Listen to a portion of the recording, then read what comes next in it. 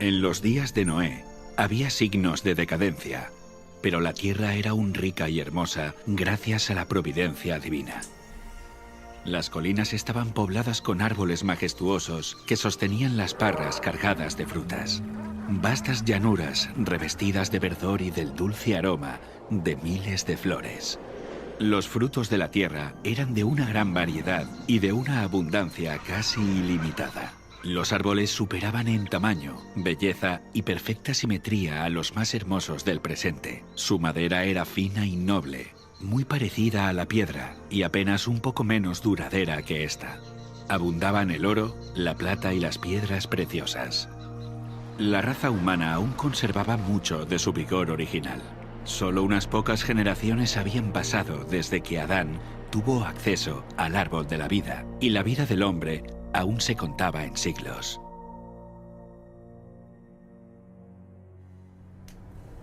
Si aquel pueblo longevo se hubiera dedicado al servicio de Dios, con su capacidad de hacer planes y ejecutarlos, habrían hecho del nombre de su creador un motivo de alabanza en la tierra y habrían cumplido el motivo por el cual Él les dio la vida. Pero no lo hizo.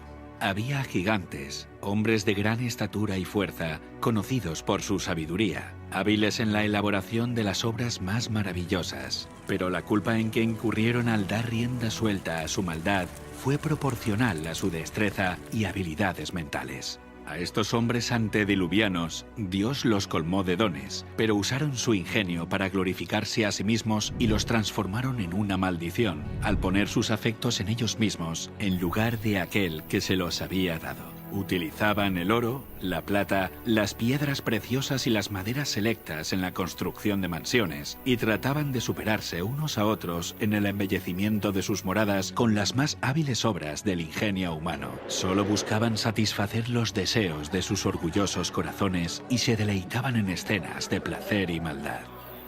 Sin deseos de conocer a Dios, pronto negaron su existencia. Adoraban la naturaleza en lugar de al Dios de la naturaleza. Ensalzaron la inteligencia humana, adoraron el trabajo de sus manos y enseñaron a sus hijos a adorar a los ídolos. Construyeron altares a sus ídolos en los verdes campos y bajo la sombra de hermosos árboles. Arboledas extensas que conservaban su follaje durante todo el año eran dedicados al culto de dioses falsos. Estas arboledas estaban conectadas a hermosos jardines a través de largas y sinuosas avenidas, adornadas de árboles cargados de frutos y de toda clase de estatuas. Todo estaba provisto de aquello que agradara a los sentidos y fomentara los deseos sensuales del pueblo, y así inducirlo a participar del culto idólatra. Los idólatras de falsos dioses dotaron a sus deidades de atributos y pasiones humanas. Así, el modelo de carácter se degradó al nivel de la humanidad pecaminosa. Y vio Dios que la maldad de los hombres era mucha en la tierra, y que todo designio de los pensamientos del corazón eran de continuo solamente el mal. Y se corrompió la tierra delante de Dios, y estaba la tierra llena de violencia. Dios dio a los hombres los mandamientos como una ley de vida, pero violaron su ley, y el resultado fue todo pecado imaginable. La maldad de los hombres era abierta y temeraria, la justicia era pisoteada, y los gritos de los oprimidos llegaban al cielo. El mundo estaba en sus comienzos, pero la maldad se había hecho tan profunda y general que Dios no pudo soportarlo más. Y dijo: raeré de sobre la faz de la tierra a los hombres que he creado. Declaró que su espíritu no contendería para siempre con la humanidad culpable. Si no cesaban de contaminar con sus pecados el mundo entero y sus ricos tesoros, Él los borraría de su creación y destruiría todas las cosas que con tanto amor les había brindado. Acabaría con los animales del campo y la vegetación, que les suministraba abundante abastecimiento de alimentos, y transformaría la bella tierra en un vasto escenario de desolación y ruina.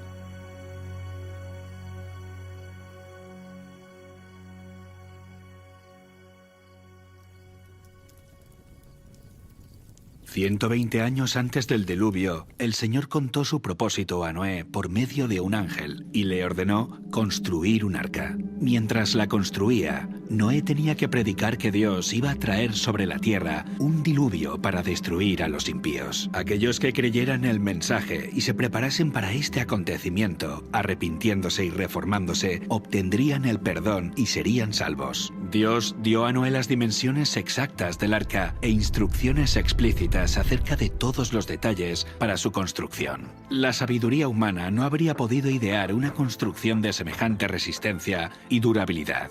Dios fue el diseñador y Noé el maestro constructor. Tenía 3 pisos de altura y una puerta en uno de los lados. La luz entraba por la parte superior y las distintas secciones estaban dispuestas de forma que todas estaban iluminadas. El material que se empleó en la construcción del arca fue el ciprés o madera de gofer, que resistiría al deterioro durante cientos de años. La construcción de esta inmensa estructura fue un proceso lento y laborioso. El arca por sí misma no hubiera podido resistir la tormenta que se avecinaba sobre la tierra. Solo Dios podía proteger a sus siervos de las aguas tempestuosas. Por la fe, Noé, cuando fue advertido por Dios acerca de cosas que aún no se veían, con temor preparó el arca en que su casa se salvaría, y por esa fe condenó al mundo y fue hecho heredero de la justicia que viene por medio de la fe.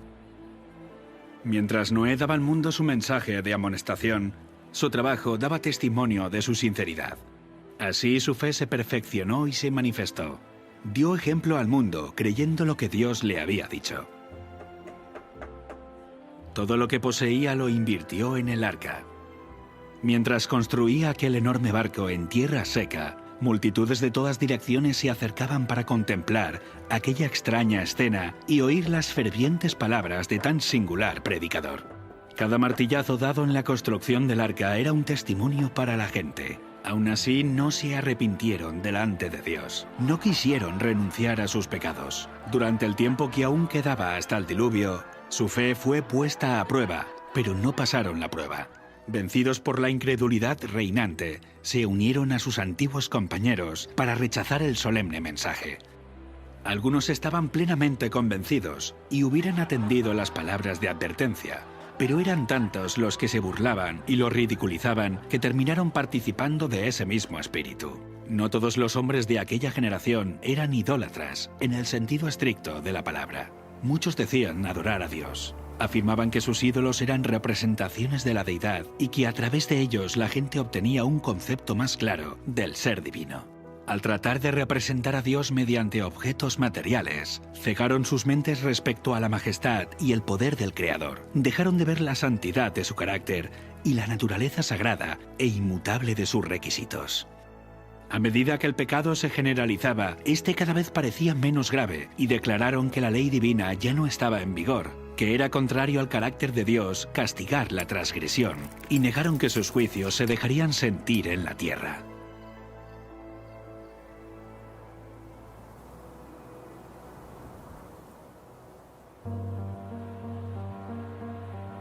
Si aquella generación hubiese cumplido la ley divina, los hombres habrían reconocido la voz de Dios en la advertencia de su siervo.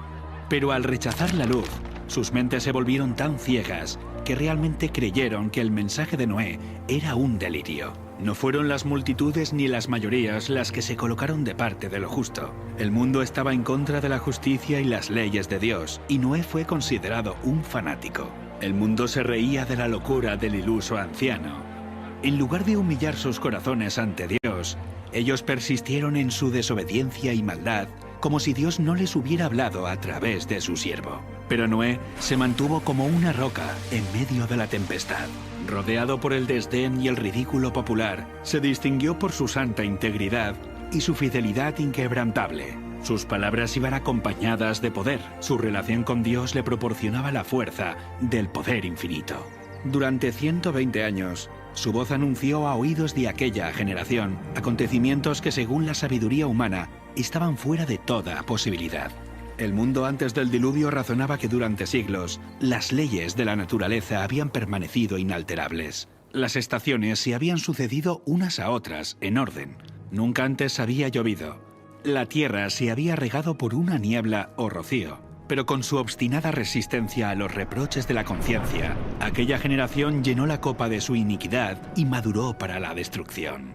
Su tiempo de gracia estaba a punto de concluir. Noé había seguido fielmente las instrucciones que había recibido de Dios. El arca se había terminado como el Señor había dictado, e hizo provisión de alimentos para hombres y animales. Y entonces el siervo de Dios hizo su última solemne súplica a la gente. Con anhelo indecible, les rogó que buscaran refugio mientras aún era posible encontrarlo.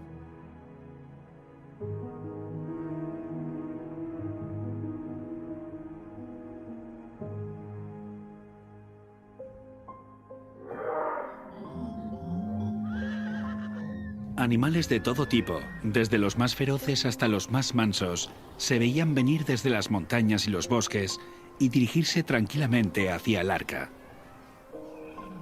Se oyó un ruido como de un fuerte viento, y he aquí los pájaros, que venían de todas direcciones en tal cantidad que oscurecieron los cielos.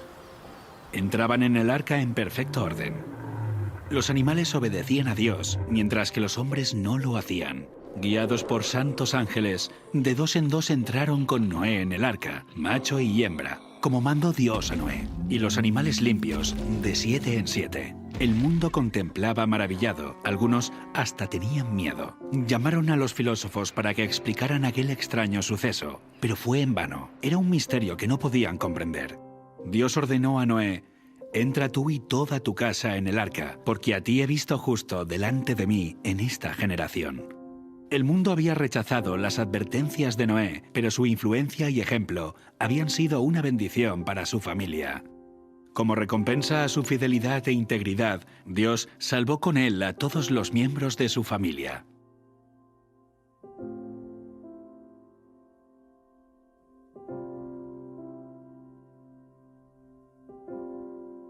La misericordia dejó de suplicar a la raza culpable. Los animales de los campos y las aves del aire habían entrado en su refugio. Noé y su familia estaban dentro del arca. Después, el Señor cerró la puerta. Se vio un relámpago deslumbrante y una nube de gloria aún más brillante descendió del cielo para colocarse ante la entrada del arca. La puerta maciza que no podían cerrar los que estaban dentro fue puesta lentamente en su sitio por manos invisibles. Noé quedó adentro y los que habían desechado la misericordia de Dios quedaron fuera. El sello del cielo fue puesto sobre la puerta. Dios la había cerrado y solamente Dios podía abrirla. Durante 7 días, después de que Noé y su familia hubieran entrado en el arca, no aparecieron señales de la inminente tempestad. Pero al 8º día, las nubes cubrieron los cielos. A estas le siguió el estallido de los truenos y el destello de los rayos. Pronto empezaron a caer grandes gotas de lluvia. El mundo nunca había presenciado nada parecido y el miedo asaltó el corazón de los hombres. Todos se preguntaban secretamente: ¿será posible que Noé tuviera razón y que el mundo esté condenado a la destrucción? El cielo se oscurecía cada vez más y la lluvia era más fuerte.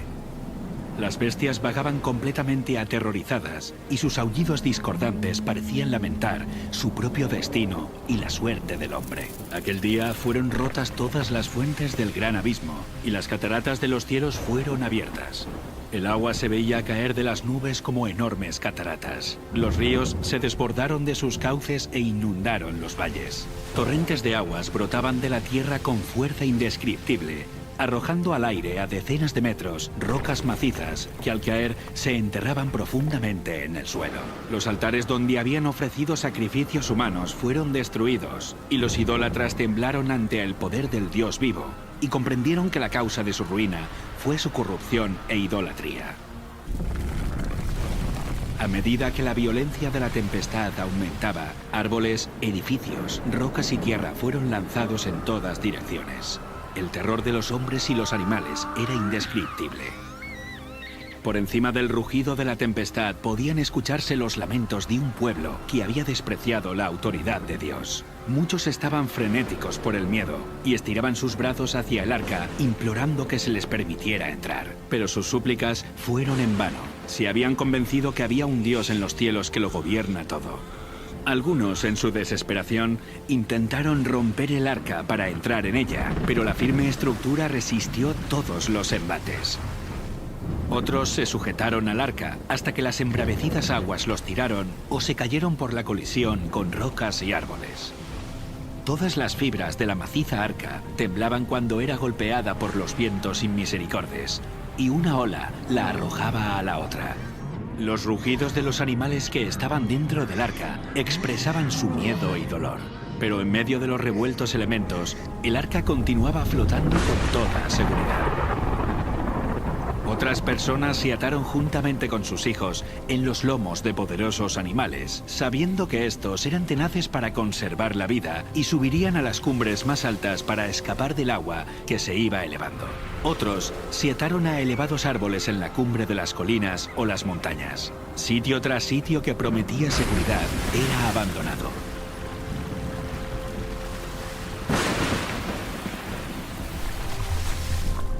A medida que las aguas subían más y más, la gente huía a las elevadas montañas en busca de refugio. En muchos lugares, hombres y animales luchaban por el mismo sitio, hasta que ambos eran barridos por la furia del agua. Desde las cimas más altas, los hombres contemplaban un enorme océano sin costas. Las solemnes advertencias del siervo de Dios ya no eran objeto de ridículo y mofa. ¿Cuánto habrían deseado los pecadores condenados recuperar la oportunidad que habían dejado escapar? ¿Cómo rogaban que se les concediera una hora más de gracia, otra manifestación de misericordia, otra invitación de los labios de Noé? Pero ya no escucharían más la dulce voz de la misericordia. El amor, no menor que la justicia, exigía que los juicios de Dios pusieran fin al pecado. Las aguas vengadoras barrieron el último refugio, y los que habían despreciado a Dios murieron en las oscuras profundidades. Por la palabra de Dios, el mundo de entonces pareció anegado en agua. Pero los cielos y la tierra que existen ahora están reservados por la misma palabra, guardados para el fuego en el día del juicio y de la perdición de los hombres impíos. Otra tormenta está por venir, y el pecado y los pecadores serán destruidos. Dios es amor. Aún así hay un límite de tiempo para soportar la maldad. Vimos que Dios envió una inundación de agua para limpiar la maldad de aquella época. Pero nos queda una pregunta. ¿Podría haber habido una catástrofe mundial sin que hubiera dejado evidencias de que realmente ocurrió? El diluvio universal es más que una historia en un libro. Está escrita en la tierra. Y estas evidencias físicas permanecen